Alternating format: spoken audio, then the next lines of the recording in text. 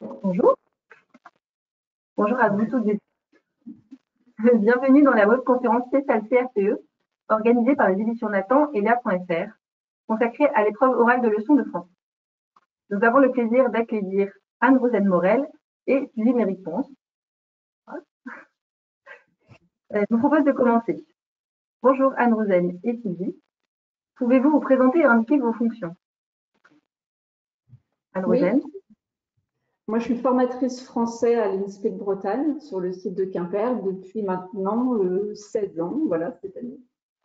Voilà, donc je prépare les étudiants au concours, je suis les mémoires, moi je suis tutrice aussi des étudiants en stage et des stagiaires en stage. Voilà.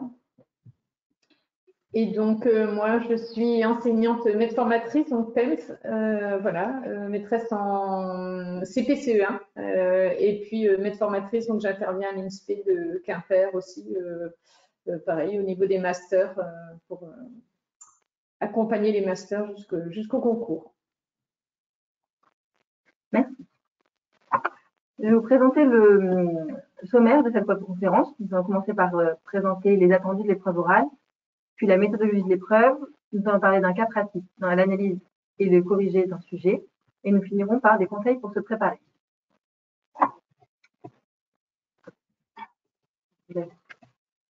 Je vous laisse commencer.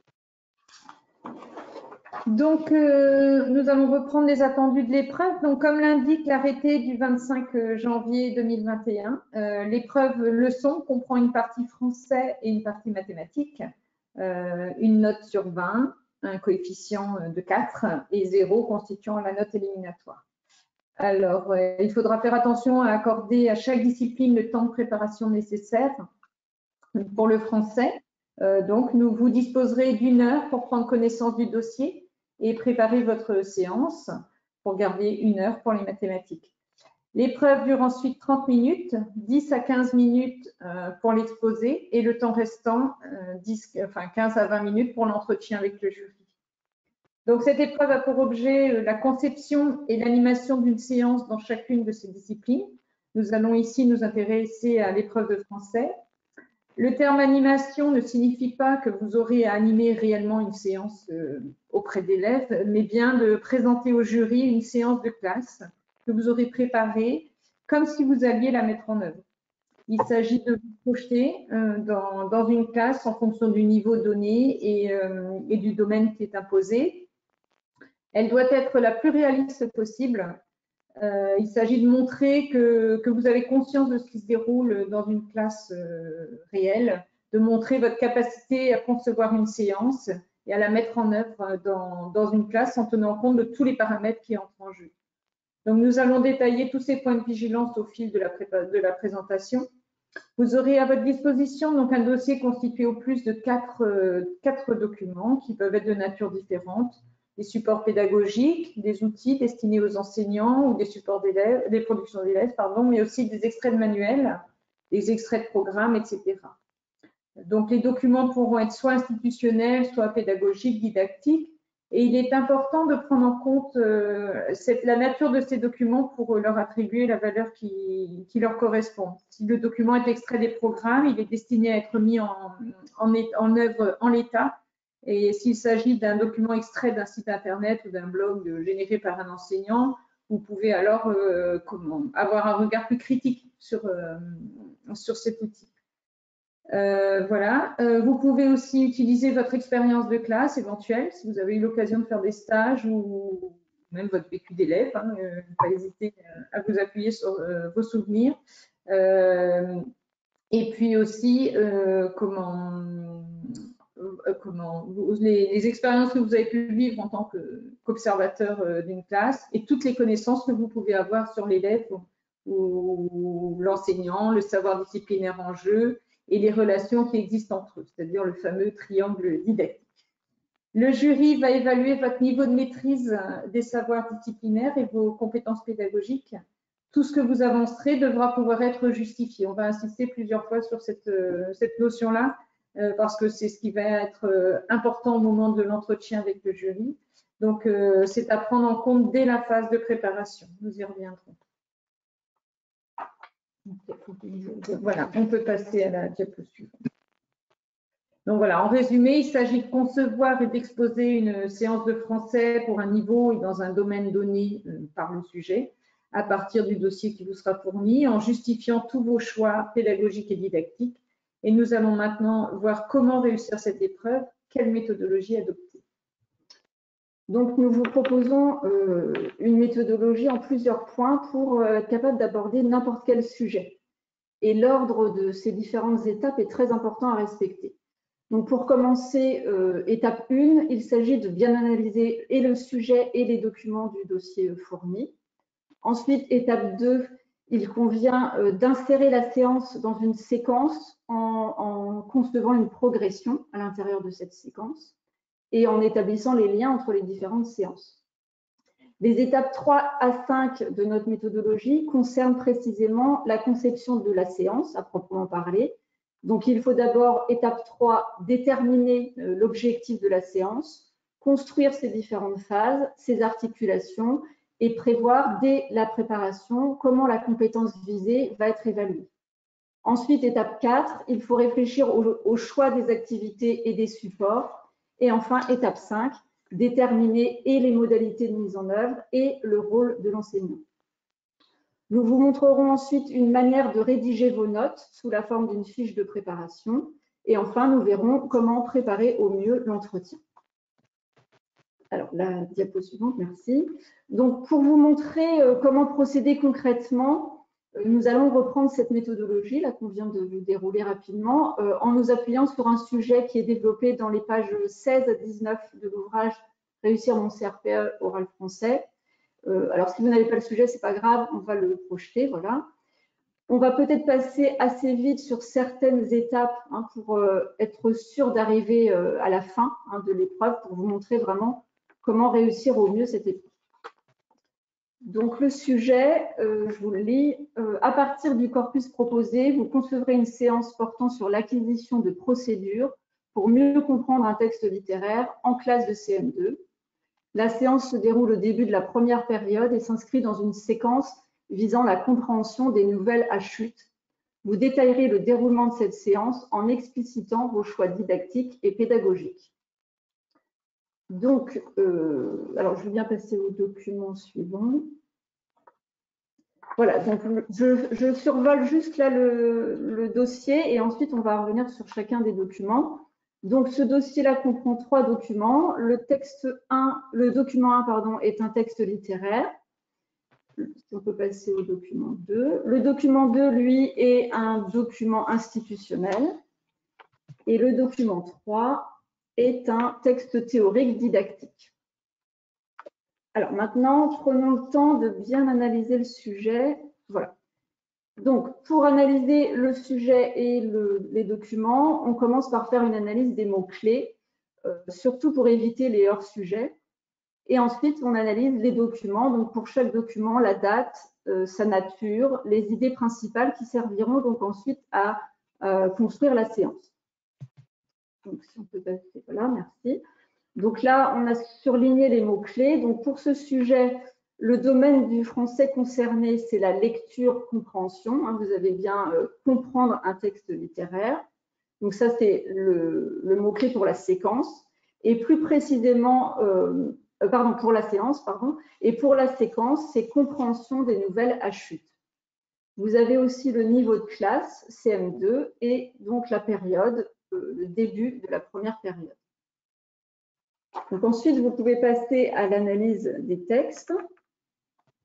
Donc, le premier document est un texte littéraire. Donc, il faut bien identifier sa nature. C'est une nouvelle.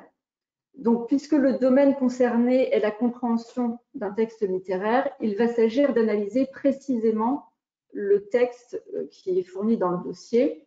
Donc là, c'est une nouvelle écrite à la première personne. Elle contient du suspense. Elle repose sur notamment la peur du narrateur et plusieurs autres émotions. Elle comporte une structure répétitive et se termine par une chute. Donc, ces éléments sont vraiment déterminants pour vous aider à trouver les activités à mener avec les élèves. Donc, souvent, les étudiants pensent que c'est c'est un peu en plus, hein, d'analyser précisément l'œuvre littéraire. C'est vraiment la base, hein, de la conception ensuite de la séance. Il s'agira ensuite de déterminer si ce texte nécessite un travail de compréhension donc littérale, fine ou d'interprétation, et de déterminer aussi les difficultés de compréhension que les élèves pourront rencontrer à sa lecture. Donc ici, il s'agit bien d'un texte résistant, hein, où l'auteur ne dit pas tout, hein, où, comme dit Catherine Tauvron, il y a un nœud de compréhension, et donc on aura à faire avec les élèves un travail de compréhension fine. Si on peut passer au texte 2. Donc, vous analysez ensuite le texte 2 qui n'est pas de même nature, hein. Donc là, il s'agit de, à nouveau, surligner, comme on l'a fait pour le sujet, les éléments importants qui doivent vous donner des idées pour construire votre séance. Donc, par exemple, ici, le sujet concerne l'acquisition, le sujet du document concerne l'acquisition de procédures de compréhension. Donc, vous avez toute une liste, hein, on a souligné les principales. Et donc ici, on va surtout retenir, assigner un but à son activité et contrôler et réguler sa compréhension. Mais on aurait très bien pu choisir d'autres procédures qui étaient dans cette liste. En fait, vous allez voir qu'à chaque fois, on a un tas de choix à faire. Voilà, et on pourrait faire un autre choix. Ce qu'il est important de faire, c'est de justifier chacun de vos choix. Et il n'y en a pas un qui est meilleur que l'autre. Et enfin, donc, l'analyse du texte 3. Donc, du document 3, pardon, vous faites la même chose, vous surlignez les idées principales. Donc là, l'idée principale à retenir est la définition de la lecture littéraire. L'auteur définit la lecture littéraire comme un va-et-vient entre une adhésion affective à la fiction et une distanciation nécessaire à sa compréhension. Donc, on se dit tout de suite qu'il faudra proposer des activités dans notre séance qui amène les élèves à faire ces deux opérations. Donc, pour conclure sur l'analyse, donc là, on a été très vite, hein, mais c'est pour vous montrer. Donc, pour conclure sur l'analyse de ces documents, ils vous servent essentiellement à deux choses, à trouver des idées pour construire vos séances, et puis à justifier vos choix lors de l'entretien. On peut passer à la suivante. Voilà, alors après avoir abordé l'analyse des documents, reste à construire la séance que l'on va intégrer dans une séquence, puisqu'on ne peut préparer rigoureusement une séance que si on a une vision globale de la séquence dans laquelle elle s'inscrit. Il faut donc réfléchir à l'objectif et à la place de la séance dans la séquence. Donc pour ça, on va prendre en compte le fait qu'un apprentissage ou l'acquisition d'une compétence nécessite la construction d'un cheminement qui conduit peu à peu l'élève vers l'objectif que l'on s'est fixé. L'enseignant construit une trame, il découpe en sous-parties, c'est-à-dire en plusieurs séances, les différents temps de l'apprentissage. Le nombre de séances varie en fonction de l'objectif fixé. Donc, comme vient de le dire Anne Rosen, vous n'êtes pas obligé d'avoir le même nombre de séances pour un même sujet. Chaque candidat pourra avoir un nombre de séances différent et il n'y a pas de bonne réponse. Tout dépend de votre organisation et de ce que vous prévoyez pour chacune d'elles et de votre capacité à la justifier.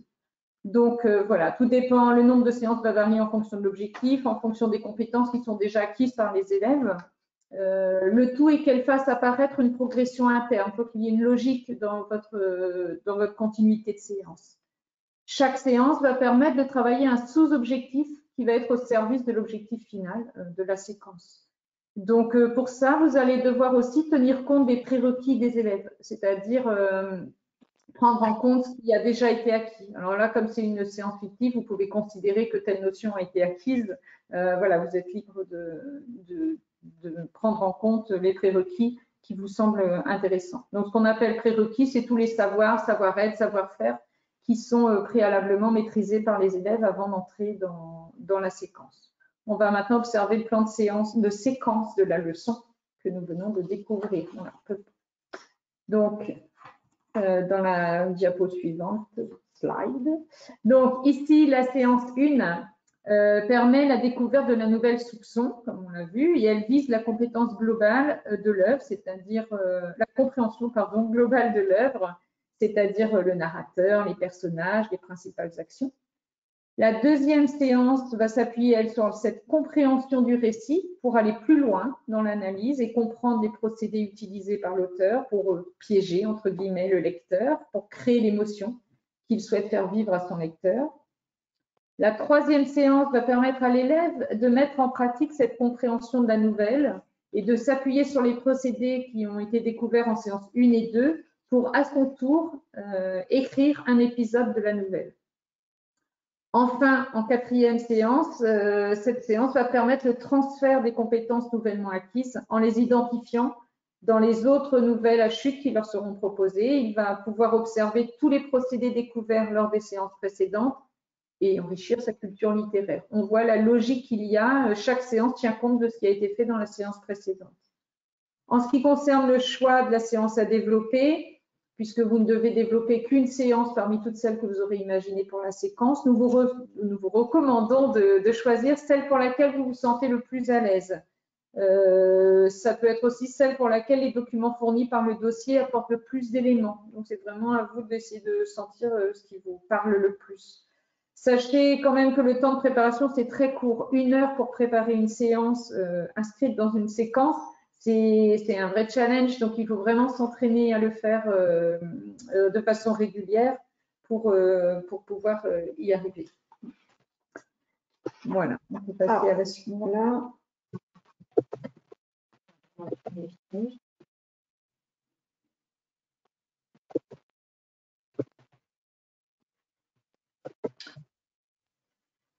Voilà, merci. Donc, on peut passer maintenant à la conception proprement dite de la séance. Donc, il s'agit, comme je le disais tout à l'heure, en premier lieu de déterminer précisément l'objectif visé. Alors, c'est important vraiment de cibler un seul objectif, parce que souvent, on observe quand on va voir les stagiaires, ils ont 2 ou 3 objectifs par séance, et donc en fait, à vouloir viser beaucoup de choses, on travaille peu de choses en réalité. Donc, vraiment cibler un seul objectif, le formuler clairement avec vos propres mots pour vous l'approprier et pour être sûr de ce que vous visez. Et ça servira aussi à le formuler clairement aux élèves. Donc, pensez aussi en termes clairs et compréhensibles pour les élèves. Donc, l'objectif, on le formule souvent de la manière suivante, rendre l'élève capable plus un verbe d'action. Donc, à partir de cet objectif, vous déterminez notamment la phase d'institutionnalisation, ce qu'on appelle, ce qui correspond à la trace écrite, ce qu'on veut que les élèves apprennent lors de la séance. Et il sert aussi à déterminer l'évaluation. Et donc, à partir de cet objectif à atteindre, on va remonter, donc votre objectif final qui correspond à votre évaluation, donc, vous l'avez déterminé, et vous allez remonter pour construire les différents sous-objectifs de votre séance. Et donc, chaque sous-objectif correspond à une phase de votre séance. Et donc, pour chaque sous-objectif et chaque phase de votre séance, vous déterminez une activité et vous réfléchissez aux modalités de mise en œuvre de cette activité en essayant de varier au maximum les modalités pour garder pour motiver et pour garder l'implication des élèves. Donc, on peut passer à la diapositive, merci. Donc, pour revenir précisément sur le corrigé là, de notre sujet, pour cette séance de compréhension, par rapport à l'analyse de la nouvelle, que je vous avais détaillé tout à l'heure, la structure répétitive, la peur, les émotions du personnage, la chute, etc., nous avons choisi de travailler plus précisément et sur la structure répétitive et sur les sentiments du personnage. En fait, dans la nouvelle, à chaque épisode, la peur du narrateur va crescendo. Et vous voyez, plus on va crescendo et plus le lecteur va pouvoir chuter et être surpris par la fin. Donc, on va à la fois analyser cette structure répétitive et les sentiments pour permettre de mieux comprendre la chute.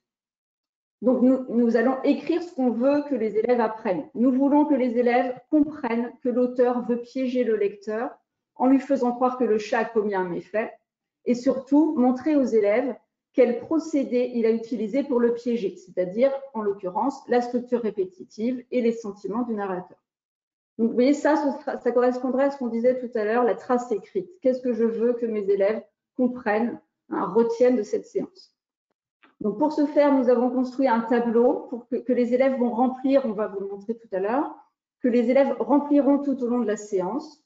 Et nous évaluerons, alors pas forcément une évaluation très formelle, mais nous évaluerons leur capacité à remplir correctement ce tableau. Donc, nous vous avons mis là sur la diapo les différentes phases. Donc, on rappelle la séance précédente. On met en place un travail sur la structure, sur les actions, les principales actions qui correspondent en fait aux différents animaux qui pourraient potentiellement être mangés par le chat. Ensuite, plus précisément, on travaille sur l'un des procédés de l'auteur qui est donc la peur du narrateur. Et ensuite, on fait une correction collective du tableau. Donc, si on peut passer à la diapo suivante. Donc, l'étape suivante par rapport à notre méthodologie dont on vous parlait tout à l'heure, c'est donc le choix des activités et des supports. Donc, pour respecter le temps imparti là, pour cette conférence, nous prenons l'exemple seulement de la phase 2 de la séance. Donc, quel que soit le sujet, pour chacune des phases, il faudra déterminer les sous-objectifs, l'activité de l'élève, les consignes, les supports utilisés, les difficultés éventuelles des élèves, les critères de réussite. Ça a l'air de faire beaucoup de choses, mais en faisant passer des oraux blancs là, et en discutant avec des collègues de l'INSPE qui eux aussi ont fait passer des oraux blancs à leurs étudiants, on fait tous le même constat. Même les élèves, même les étudiants brillants qui ont beaucoup de choses pertinentes à dire, en fait, globalement, ils tiennent seulement 5 minutes sur les 15 minutes d'exposé. Donc, ils sont très courts. Et pourquoi? Parce qu'en fait, ils ne détaillent pas assez tous les éléments, ce qu'on appelait un peu les incontournables, donc toute la liste que je viens de vous donner. Les sous-objectifs, les activités, les consignes, les supports, les difficultés, les critères de réussite. Donc, vraiment, profitez, puisque dans cette nouvelle épreuve, vous avez 15 minutes, mais si vous ne tenez pas les 15 minutes, le jury aura d'autant plus de temps. Le temps ne s'arrête pas. Donc, profitez de vos 15 minutes. Autant ne pas avoir trop de questions du jury si jamais vous ne savez pas y répondre. Donc, on peut passer à la correction, entre guillemets. Donc, à la diapo suivante.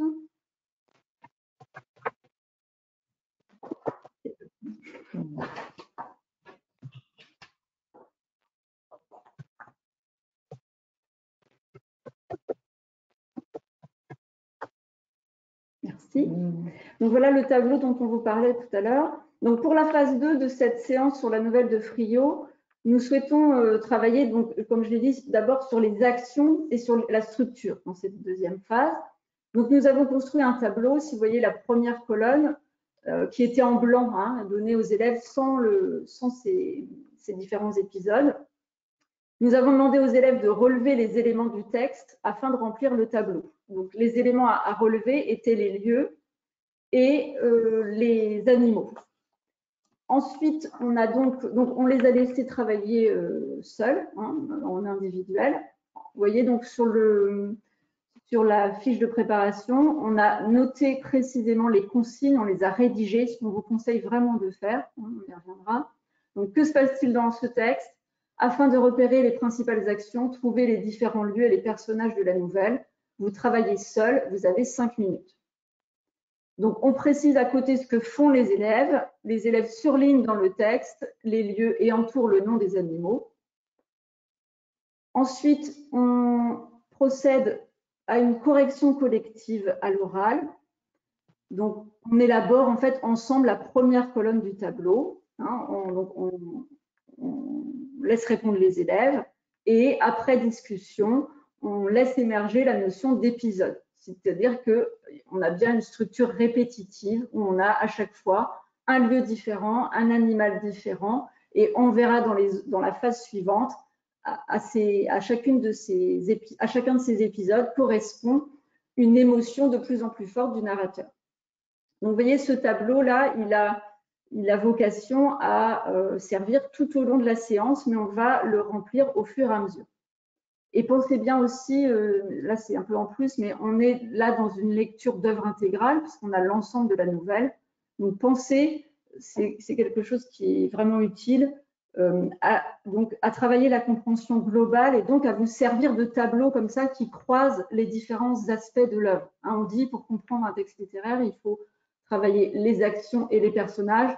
Donc c'est intéressant et vraiment utile d'associer les deux dans un tableau.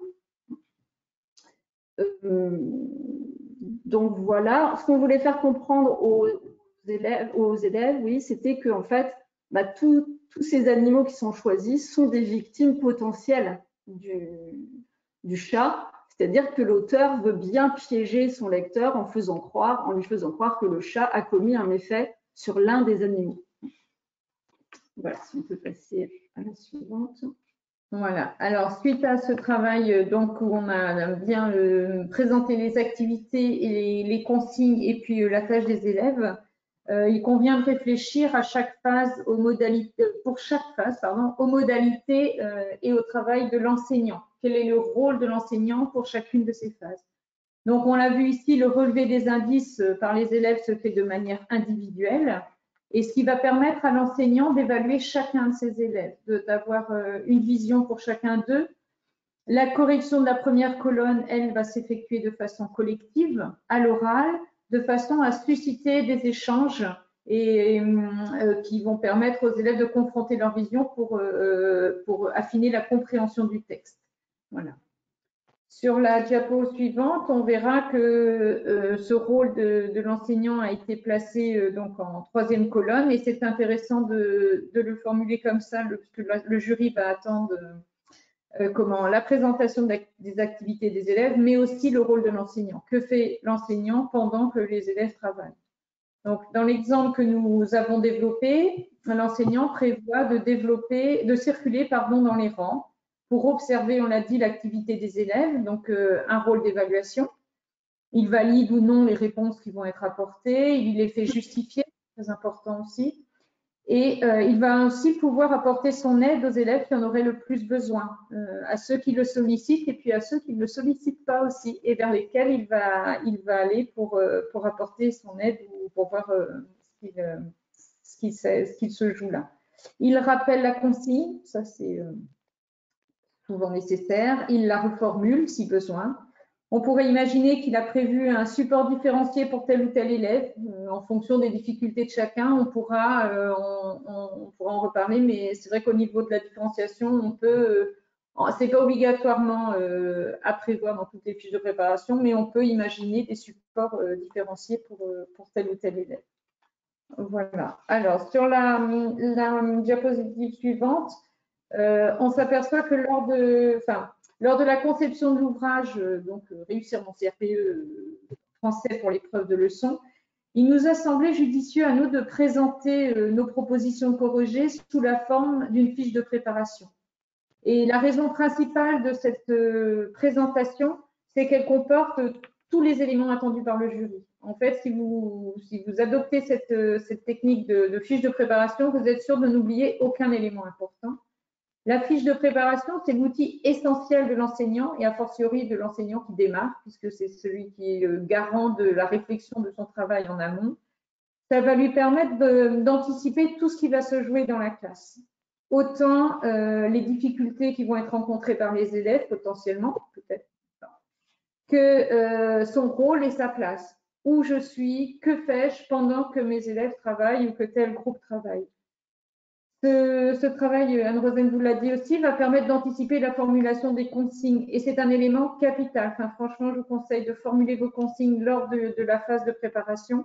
De nombreuses difficultés des élèves viennent de cette consigne qui peut être mal formulée, parfois avec un vocabulaire non connu des élèves, avec une syntaxe qui prête à confusion, ou alors c'est une consigne qu'on appelle multitâche, c'est-à-dire qu'on a 3 verbes d'action dans la consigne qui incitent les élèves à devoir gérer plusieurs activités en même temps et pour eux, ils sont en surcharge cognitive, donc ce n'est pas pertinent. Donc vraiment, le travail sur cette consigne est très important à faire en amont.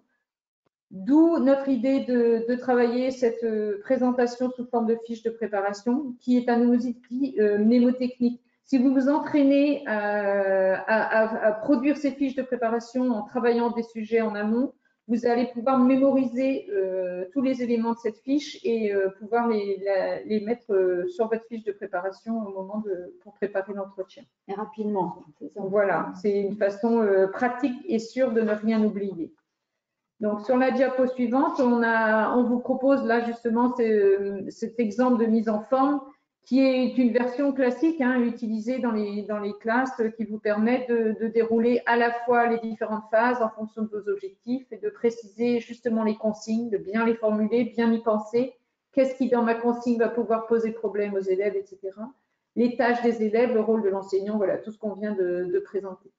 Donc, nous pourrons revenir sur les éléments aussi à mettre dans l'introduction et dans la conclusion dans le temps consacré aux questions.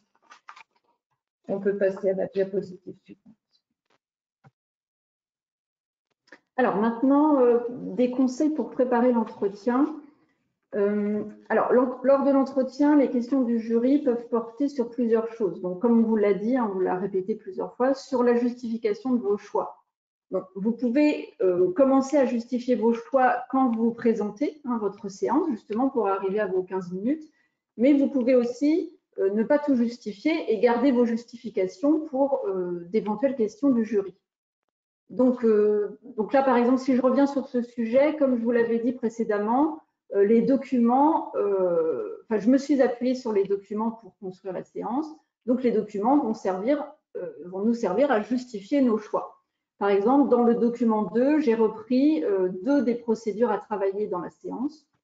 Dans le document 3, j'ai repris la notion de distanciation, donc par l'auteur, en amenant les élèves à repérer les procédés utilisés par l'auteur pour piéger son lecteur. Vous pouvez aussi vous servir de votre connaissance des programmes pour justifier vos différents choix. En tout cas, pendant le temps de préparation, c'est ce qu'on a écrit sur la diapo, réfléchir absolument aux justifications pour anticiper les questions du jury. Et donc, vous devez être capable de justifier tout ce que vous proposez. Donc, l'activité, la modalité choisie, le support, le matériel, la consigne, l'étayage proposé, l'évaluation, le rôle du maître, etc., etc. Vraiment tout. Ce qui n'est pas évident. Donc, il faut vraiment prendre un temps de réflexion pendant le temps de préparation. Les questions du jury peuvent également porter sur des demandes de précision sur ce que vous avez proposé ou sur des alternatives possibles, ou encore le jury peut, alors ça c'est souvent quand vous avez fait un bon exposé, le jury élargit la réflexion à d'autres niveaux, à d'autres cycles. Donc il faut aussi se préparer à avoir des connaissances sur tous les cycles, tous les niveaux.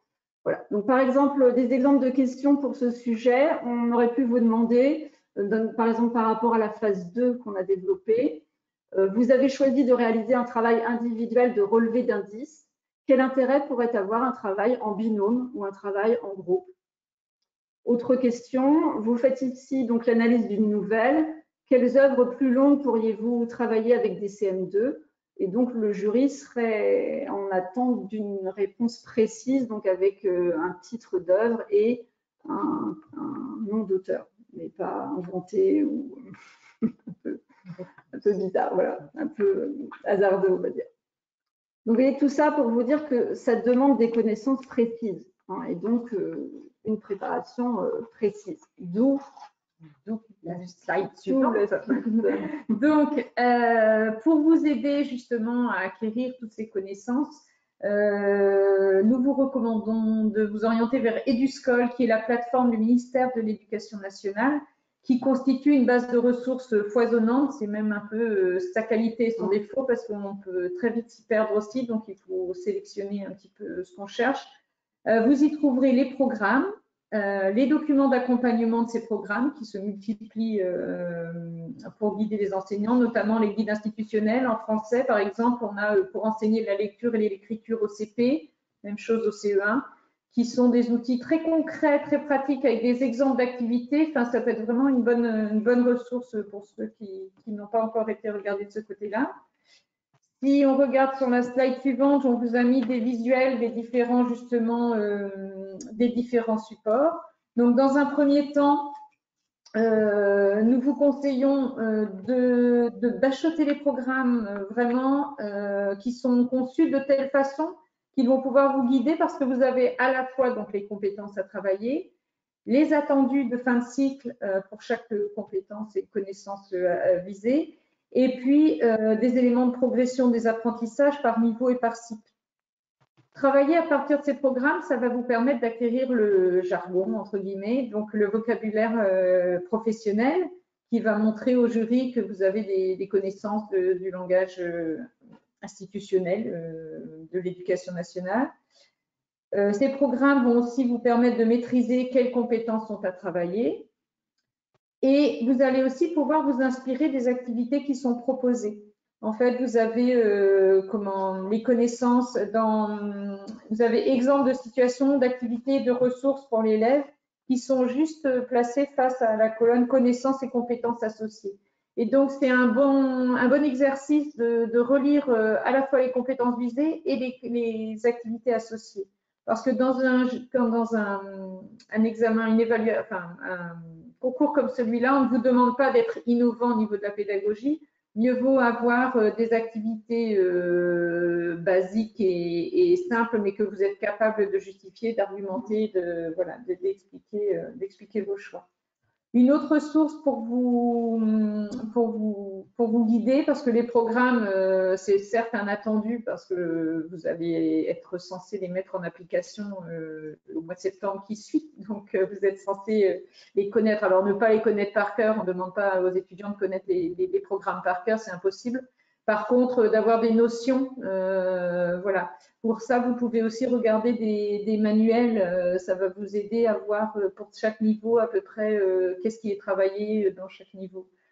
Vous avez aussi un autre outil qui s'appelle la banque de séquences didactiques, BSD, qui est intéressante parce qu'elle vous propose des vidéos avec des extraits de séances qui sont analysés, commentés par les enseignants qui les ont mis en place, mais aussi par des maîtres formateurs ou par des conseillers pédagogiques, des inspecteurs, enfin tout un tas de personnes qui interviennent. Et ça vous donne vraiment des exemples pratiques de classe. Si vous n'avez pas pu faire de stage, etc., c'est un regard sur la classe, une petite fenêtre sur ce qui se passe sur la classe. Donc voilà, les repères annuels, les attendus de fin d'année, tout ça va permettre de vous guider. Si on s'intéresse maintenant au sommaire de l'ouvrage du CRPE que l'on vous propose, donc sur la diapositive suivante, voilà, ça concerne justement le deuxième conseil qui est de s'entraîner à concevoir des séances. Donc, si vous en avez la possibilité, il est intéressant de travailler par 2 ou par 3, enfin, voilà, parce qu'en fait, ça permet de confronter les points de vue, les regards, et puis justement de vous amener à justifier. Parce que si vous travaillez à plusieurs, vous allez devoir justifier auprès de votre partenaire pourquoi vous avez choisi telle activité, etc. Et donc d'être à la fois jury et candidat à la fois. Puis constituer des petits groupes, c'est aussi plus motivant. Donc ça vous force à, voilà. Ça peut faire un calendrier régulier de rencontres conviviales et studieuses. Nous vous conseillons aussi de travailler donc les différents domaines du français. Donc nous avons organisé notre ouvrage de façon à ce que ces domaines soient facilement identifiables. On voit bien lire, dire, écrire, l'étude de la langue. Ce que l'on vous conseille, c'est de ne délaisser aucun niveau. Nous avons été attentives de notre côté à essayer de brasser autant que faire se peut tous les niveaux, tous les cycles. Comme disait Anne Rosen tout à l'heure, il est intéressant quand on travaille sur un sujet d'essayer de se projeter sur oui, mais si c'était en CM2, qu'est-ce que j'aurais pu faire, ou si c'était en maternelle, je pense, je sais pas, ou dire par exemple, quelles sont les compétences qu'on peut travailler, voilà, de s'auto-questionner comme ça. Donc, lorsque vous travaillez un sujet, d'avoir toujours en tête ce qui est transférable à d'autres. Voilà. Et on peut passer à la suivante. Voilà, donc le troisième conseil, c'est s'entraîner à l'oral. Il est vraiment primordial de vous entraîner à présenter oralement votre séance, parce qu'il va vous falloir passer d'une fiche de préparation à un exposé oral, ce qui demande un certain savoir-faire. Alors là, j'aimerais revenir sur des conseils un peu évidents, mais qui nous ont paru nécessaires à rappeler. Donc, vous devez faire attention à votre attitude, à votre expression. Hein, lors du dernier concours, l'épreuve orale de CSE, hein, de PS, disait qu'il y avait un tiers de la note qui était consacrée à l'attitude, à l'expression, voilà, à la manière d'être. Hein. Donc, c'est vraiment pas négligeable. Donc, adopter une tenue vestimentaire neutre, bon, ça c'est évident. Essayez de maîtriser votre stress. Vous voyez, tenez-vous droit, et c'est pas d'être comme ça.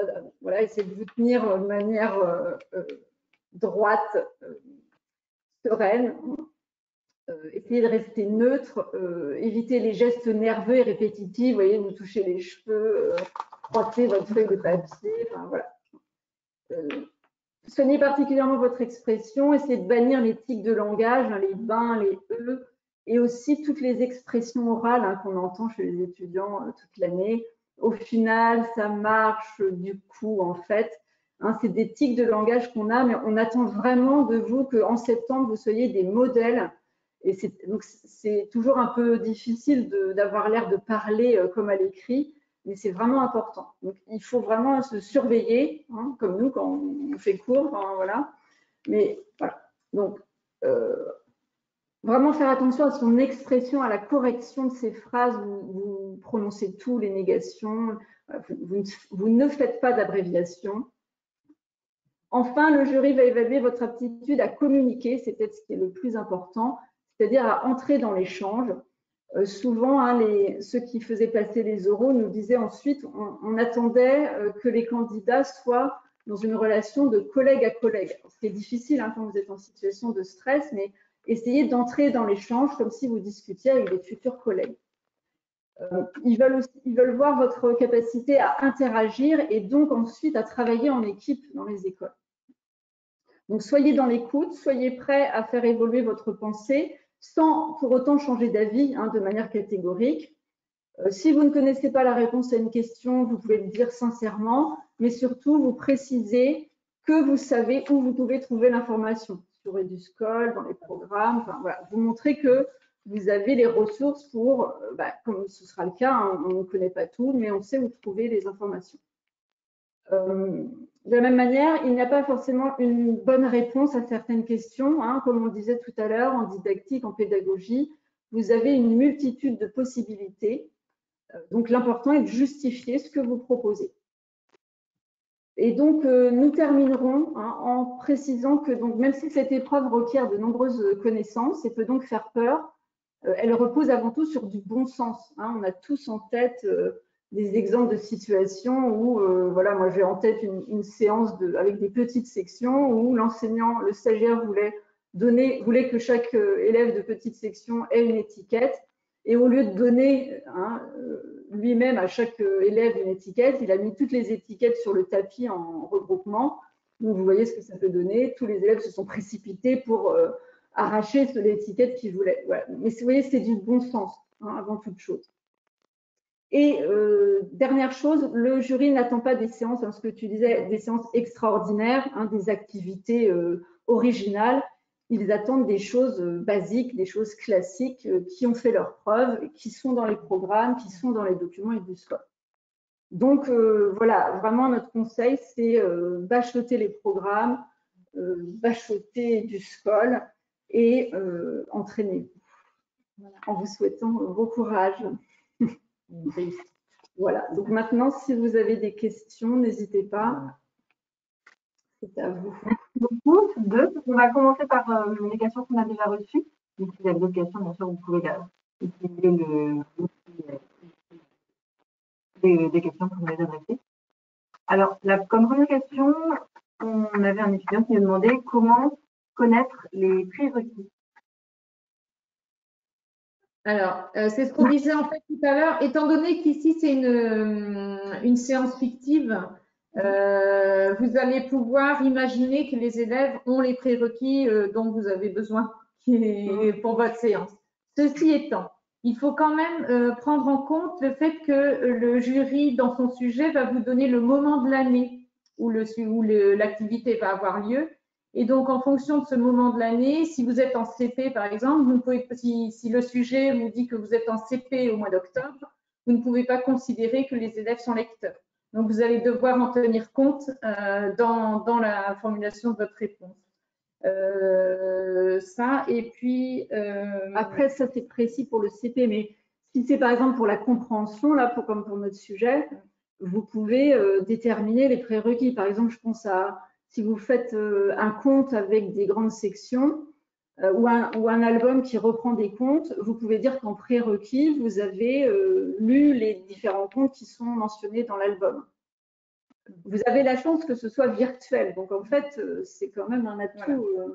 Donc, à la fois, vous avez la chance de cette liberté d'avoir lu tel ou tel livre auparavant, et en même temps, vous avez la contrainte de la période et puis de votre connaissance des programmes. Vous savez à peu près quand, je ne sais pas si c'est en mathématiques, enfin non, en français, là. Si vous avez si vous savez que telle notion est vue en CM1, si vous êtes en CE2, vous ne pouvez pas la considérer comme un prérequis. Donc, votre connaissance des programmes va quand même aussi induire ces prérequis. Et puis, c'est surtout en fonction de l'activité que vous proposez. En fait, la question à se poser pour déterminer les prérequis, c'est, par exemple, je propose à un élève de CM2 de, je ne sais pas moi, accorder un participe passé. Qu'est-ce que doit connaître l'élève pour réussir cet exercice sur le participe passé? En l'occurrence, si c'est conjugué avec le verbe avoir, c'est savoir identifier le COD. Voilà, donc c'est qu'est-ce que l'élève a besoin pour pouvoir faire l'activité que je lui propose dans ma séance. Voilà. Okay. Question suivante. On a une étudiante qui nous demande qu'est-ce qu'on doit dire en introduction et en conclusion. Oui, alors on n'a pas eu le temps du coup de l'aborder, on n'a pas eu le temps, j'ai dit du coup. Donc, alors, on ne sait pas encore précisément, puisqu'on n'a pas eu de sujet corrigé, mais vu que c'est une épreuve qui ressemble beaucoup à celle qui avait lieu en 2011, on a déterminé des éléments. Donc, dans l'introduction, vous présentez la séance, donc vous reprenez les éléments clés qu'on avait soulignés là dans le sujet. Donc, le niveau, le domaine du français concerné, hein, le lire, le dire, l'écrire, la période, et justement la situation de la séance dans la séquence. Donc, si par exemple votre séance est la 3e de la séquence, c'est bien de présenter les 2 premières pour justement montrer la progression. Ensuite, vous présentez, mais de manière très succincte et analytique, les documents. Vous pouvez résumer les documents en une phrase en précisant la nature du document et l'idée forte dont vous allez vous servir dans votre séance. Ensuite, vous explicitez l'objectif général de votre séance et les différentes compétences visées. En conclusion, on vous propose un rappel succinct de la démarche que vous avez déterminée pour atteindre l'objectif. Et puis, donc, soit des prolongements à la séance. Hein, qu'est-ce que vous feriez tout de suite après, justement, en vous appuyant sur les compétences que vous avez travaillées dans cette séance. Ou par exemple, si c'est justement la 3e séance de votre séquence, vous pouvez parler des autres séances de la séquence, de l'évaluation, si l'évaluation est à la fin de votre séquence. Ou vous pouvez aussi parler d'adaptation possible ou de différenciation. Enfin, vous voyez, d'une manière ou d'une autre, prolonger et ouvrir. Voilà, je ne sais pas si je vais bien. Merci. Pour la différenciation, je rebondis pour vous demander est-ce qu'il faut prévoir systématiquement une différenciation? Voilà. Alors, ce n'est pas demandé dans le texte qui cadre l'épreuve, donc ce n'est pas une obligation. Ceci étant, il est intéressant quand même d'y penser au moment de la conception, sachant que cette question peut être posée.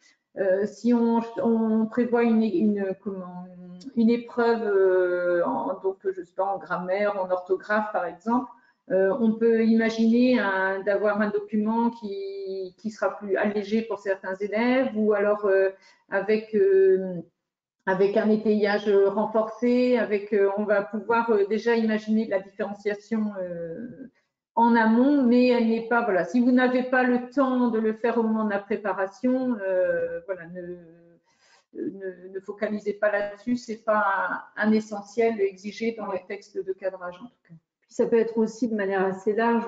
Si on reprend par exemple l'exemple du participe passé, vous pouvez juste dire que vous allez prévoir des exercices plus difficiles ou plus faciles ou plus longs, ou voilà, sans avoir conçu et réfléchi précisément aux 10 exercices.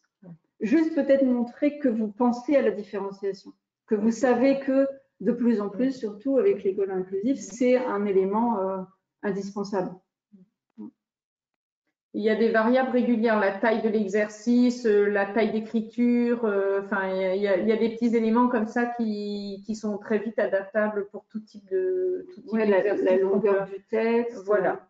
Ou là, vous voyez, par exemple, pour cette séance-là, sur la nouvelle, vous pouvez penser en amont, vraiment avant de commencer la séance, la séquence, vous prenez un petit groupe d'élèves et vous leur résumez la nouvelle.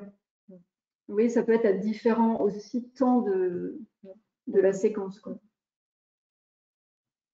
Nous avons aussi une question qui nous demande, une étudiante qui nous demande, en expliquant qu'à l'INSPE, on leur avait dit que c'était bien de présenter la trace écrite. Est-ce qu'il est possible de la réaliser sur une feuille et la donner au jury? Est-ce souhaitable? J'ai mal entendu. Oui, est-ce qu'on peut, moi aussi. Une étudiante nous dit qu'à l'INSPE, on leur a dit que c'était bien de présenter la trace écrite. Est-il possible de la réaliser sur une feuille et de la donner au jury? Possible et souhaitable. Alors, l'avoir écrite, oui, comme je le disais tout à l'heure, vraiment savoir exactement. Alors après, ça dépend du sujet. Mais par exemple, si c'est une séance de langue, oui, c'est vraiment, ça correspond en fait à ce qu'on veut qu'ils apprennent. Donc oui, tout à fait, c'est vraiment important de la rédiger. Alors après, la montrer au jury, ça dépend, parce que ça dépend où ils sont placés, s'ils sont très loin, s'il faut se lever, etc. S'ils sont tout près, la montrer. Souvent, effectivement, on conseille de rédiger des choses et de pouvoir le montrer au jury, mais ce n'est pas indispensable. Après, il y a aussi le tableau. Des fois, on conseille de se lever, mais c'est une gestion, quoi. Concrètement, il ne faut pas se prendre les pieds dans la chaise, il faut savoir écrire, il ne faut pas faire d'erreur si on écrit au tableau. Pour moi, ça complexifie un peu l'épreuve. Et ce qu'il faut avoir en tête aussi, c'est que normalement, la phase d'institutionnalisation, la trace écrite, elle se construit avec les élèves. Donc, le fait de l'avoir rédigé en amont, on peut expliquer aussi qu'on l'a préparé dans le cadre de la préparation de séance, mais qu'elle n'est pas rédigée puisqu'elle sera construite. On peut montrer ce que nous, on a prévu, mais qu'elle pourrait être différente puisqu'elle se construit avec les élèves. Le but du jeu, et sous différentes formes, ça peut être une carte mentale, ça peut être un schéma, ça peut être un texte à trous, ça peut être un texte rédigé, différents. Et justement, au niveau de la différenciation, les élèves peuvent aussi avoir des supports différents de traces écrites en fonction de ce qui leur correspond mieux. On va prendre une dernière question. Vous disiez qu'on ne détaille pas toujours, que les étudiants ne détaillent pas toujours assez. À l'inverse, est-ce que c'est grave si on n'a pas terminé son exposé dans le temps imparti? Alors oui, il faudrait boucler. Il faut montrer que vous vous êtes préparé à l'épreuve et que vous tenez les 15 minutes. Et normalement, il coupe, il vous arrête et c'est pénalisant. Oui, il vaut mieux être. Alors puisque là en plus, il y a d'autant plus de questions si vous ne finissez pas. Je pense que c'est moins grave d'être un peu trop court que d'être trop long. Écoutez, merci beaucoup pour toutes ces questions. Pour finir, on pourrait vous demander si vous avez quels sont vos conseils pour être prêt le jour J. Alors, on va se répéter. Pour moi, vraiment, s'entraîner en temps. D'abord, parce qu'il y a deux choses. Il y a s'entraîner pour acquérir des connaissances. Donc là, il y a encore le temps. Donc, vous pouvez faire des sujets, comme on disait, en petits groupes pour vous motiver et puis pour échanger. Peut-être essayer aussi de trouver des groupes où il y a des personnes qui ont fait des stages, des personnes qui ont des expériences diverses. Donc, pour mutualiser les connaissances. Et donc, acquérir des connaissances en faisant des sujets, mais au bout d'un moment, vraiment s'entraîner en temps. Je pense que ça peut être vraiment dommageable de ne pas réussir parce que nous, on l'a fait plusieurs fois et ça passe vraiment très vite cette heure de préparation. Donc vraiment, se dire j'ai qu'une heure et au bout de l'heure, quoi que vous ayez comme note, vous vous entraînez à passer l'exposé pour aussi vous entraîner à improviser, entre guillemets, si voilà, vous n'avez pas eu le temps de tout préparer. Mais c'est juste, c'est en s'entraînant régulièrement en temps que vous ajusterez aussi selon vos capacités. Je trouve facilement des idées, ou alors après j'ai du mal à trouver les modalités. Enfin, voilà. Donc s'entraîner et puis vraiment bachoter les programmes. Si là, par exemple, ceux qui nous écoutent, vous n'avez pas commencé, je vois bien comment un peu sont les étudiants, ils pensent beaucoup à l'écrit, ce qui est normal. Si là, vous commencez véritablement, que vous n'avez pas été en stage, vraiment bachoter les programmes, que ça devienne votre livre de chevet, voilà. Et moi, j'ajouterais juste de ne négliger aucun des domaines du français. Comme on disait tout à l'heure avec le sommaire là, de l'ouvrage, vous avez le dire, le lire, l'écrire et l'étude de la langue. Ne négligez aucun domaine et ne négligez aucun niveau pour avoir une idée. Parce que même si vous vous dites non, la maternelle, c'est pas pour moi, vous pouvez tomber sur un sujet de maternelle. Donc vraiment de travailler, de brasser sur les différents niveaux. Et après, il y a vraiment des choses qu'on peut transférer à force de faire des sujets, vous allez acquérir aussi des expériences, vous allez pouvoir transférer des outils d'un sujet à l'autre. Enfin, voilà, il y a des réflexes, des automatismes qui se créent.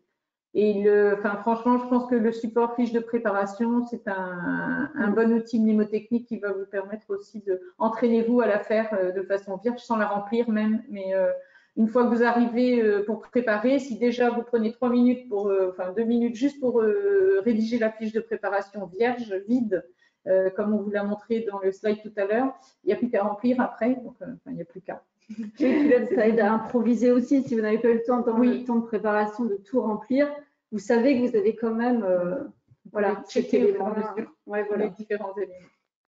Voilà. On vous souhaite tout plein de courage. Oui, voilà, bon courage. Une belle réussite. Bon, merci beaucoup pour tous ces conseils et cette préparation. Bon courage à tous les candidats. Et merci, à bientôt sur lea.fr pour suivre la suite de la préparation. À bientôt. Au revoir. Au revoir.